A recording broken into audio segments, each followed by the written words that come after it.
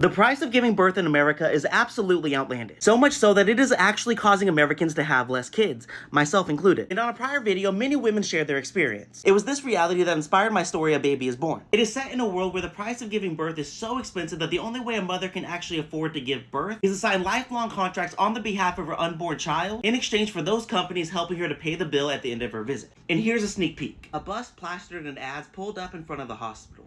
3 women emerged. The first was a few months pregnant. The second had a feeling she just might be. And the third was already very much in labor. It was this woman who was quickly sworn by a group of men and women all yelling at once. They were relentless, standing between her and the door, doing everything they could to prevent her from going inside.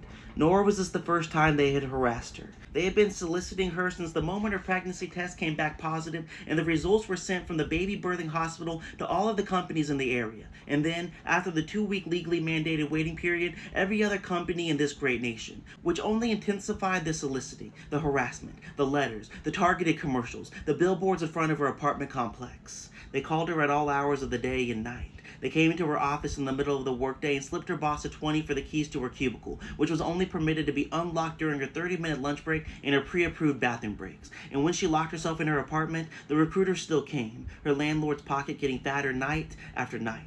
So unsurprisingly, by the time the bus dropped her off in front of the hospital, she was sick and tired of all the offers, all the recruiters, all the questions. And yet, they kept coming. Even as she reached the front desk, there were advertisements all around it, covering the wall and the desk itself, billboards and brochures, stickers and water bottles, business cards and flyers, all covered in slogans and promises and offers. Even the man behind the desk was covered in ads.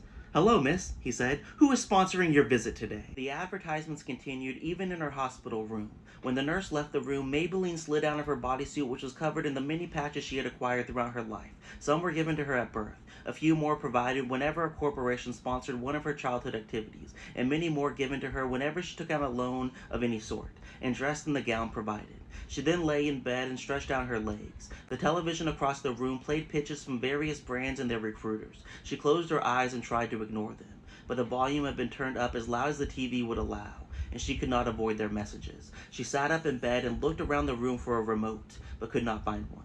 She got out of bed and walked up to the television only to discover that all the buttons had been removed, nor could she unplug it, for all the wires had been glued into place. Seeing no other option, she returned to bed, closed her eyes, plugged her ears with her fingers, and waited for the doctor to come and take this damn baby out of her. But the doctor was not the first to enter the room. Instead, Maybelline had to entertain several visitors before she could be permitted to see the doctor. If you would like to hear the rest of the story or any stories like it, my book, The Crumbling of a Nation and Other Stories, is available on Amazon, Barnes & Noble, or the TikTok Shop.